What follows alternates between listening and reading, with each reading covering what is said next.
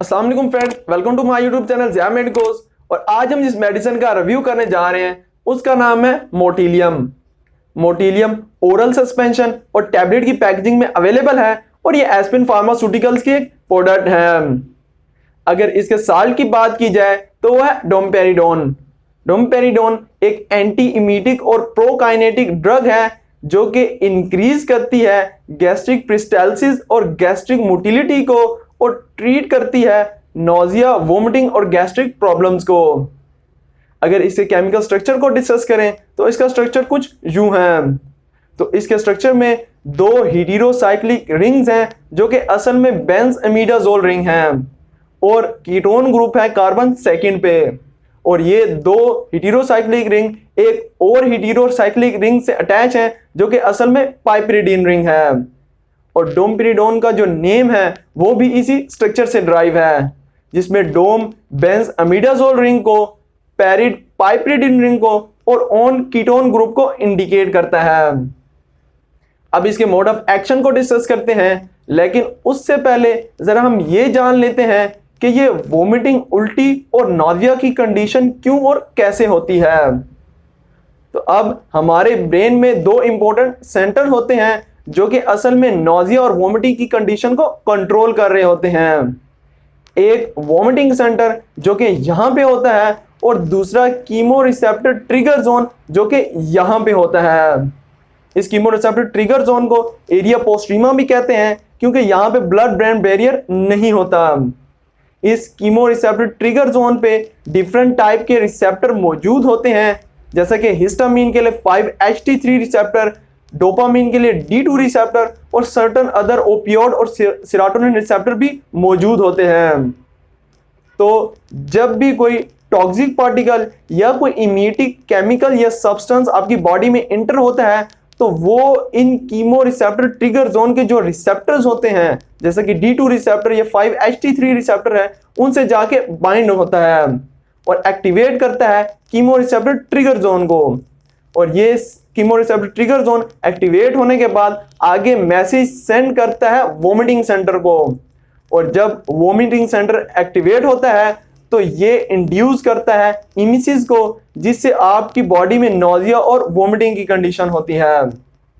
तो ये drug domperidone इन chemo receptor trigger zone के जो रिसेप्टर्स हैं, जैसे कि D2 रिसेप्टर हो गया, उनसे जाके बाइंड होती है और उनकी एक्टिविटी को ब्लॉक करती है, जिससे फर्दर ना तो chemo receptor trigger zone activate होता है और ना आगे मैसेज वोमिटिंग सेंटर तक जाता है, जिससे आपको नौजिया और वोमिटिंग की कंडीशन कंट्रोल होती है। मगर एक बात जान लें कि ये ड्रग डोमपेरिडोन सिर्फ और सिर्फ कीमो रिसेप्टर ट्रिगर जोन पे अफेक्ट करती है, वोमिटिंग सेंटर पे अफेक्ट नहीं करती। और इसीलिए ही इसे हम पेरिफेरली एक्टिंग ड्रग कहते हैं, इसे सेंट्रली एक्टिंग ड्रग नहीं कहते। और इसके साथ ही ये आपकी GIT में गैस्ट्रिक पेरिस्टाल्सिस को भी बढ़ाती है और इस तरह इसके दो मोड ऑफ एक्शन हैं। अब इसके यूजेज और क्लिनिकल एप्लीकेशन को डिस्कस करते हैं। तो ये ड्रग मेनली फॉर्मुलेटेड है गैस्ट्रिक प्रॉब्लम के लिए। तो अगर आपको कोई गैस्ट्रिक प्रॉब्लम जैसे कि गैस्ट्रोएसोफेगल रिफ्लक्स डिजीज हो, जिसमें आपका गैस्ट्रिक एसिड ज्यादा हो के आपकी खुराक की नाली में आ जाता है, जिससे आपको सीने में जलन और ब्लोटिंग के सिम्टम्स अपीयर होते हैं, तो उसके ट्रीटमेंट के लिए इसे प्रिस्क्राइब किए जाते हैं। साथ ही अगर आपको गैस्ट्रोपेरेसिस, जिसमें आपकी GIT की जो प्रिस्टैलिक मूवमेंट है वो बहुत स्लो हो जाती है और इवन ब्लॉक हो जाती है, जिससे आपका खाना आपकी बड़ी आंत तक नहीं पहुंच पाता, तो ये ड्रग डोमपेरिडोन एक प्रोकाइनेटिक है जो कि इस प्रिस्टैलिक मूवमेंट की फ्रीक्वेंसी को इंक्रीज करती है और पेट को खाली करके आपकी खुराक बड़ी आंत तक ले जाती है, जिससे आपको उल्टी भी नहीं आती। तो इसके ट्रीटमेंट के लिए इसे प्रिस्क्राइब किया जाता है। मगर इस ड्रग को मेनली रेकमेंड किया जाता है नोजिया और वोमिटिंग कंडीशन के लिए। यानी अगर आपको कोई ट्रैवलिंग सिकनेस हो, नोजिया होता हो या कै आती हो, उल्टियां आती हो, मतली आती हो, तो उसके ट्रीटमेंट के लिए इसे प्रिस्क्राइब किया जाता है। इसके साथ ही अगर आपको कोई ईटिंग डिसऑर्डर हो, जैसे कि एनोरेक्सिया हो, डिस्पेप्सिया हो, फंक्शनल डिस्पेप्सिया हो या गैस्ट्रिक डिलेइंग एम्पटिंग हो, तो उसके ट्रीटमेंट के लिए भी इसे सेफली प्रिस्क्राइब किया जाता है। अब इसके डोजेज और एडमिनिस्ट्रेशन की बात करते हैं तो आप डोमपेरिडोन 10 मिलीग्राम दिन में 3 मरतबा यूज कर सकते हैं और आपने इसे खाने से पहले यूज करना है। और गैस्ट्रोइसोफेगल रिफ्लक्स डिजीज के केस में आप इसे certain other proton pump inhibitors जैसे कि ओमेप्राजोल हो गए, एसोमेप्राजोल, लेंसोप्राजोल, पेंटोप्राजोल के कॉम्बिनेशन से भी यूज कर सकते हैं। अब इसके साइड इफेक्ट्स की बात करते हैं तो इसके मोस्ट कॉमन साइड इफेक्ट्स में हेडेक होना, डिजीनेस होना, ड्राई माउथ होना, डायरिया होना और ब्रेस्ट पेन और लैक्टेशन प्रॉब्लम होना कॉमन है।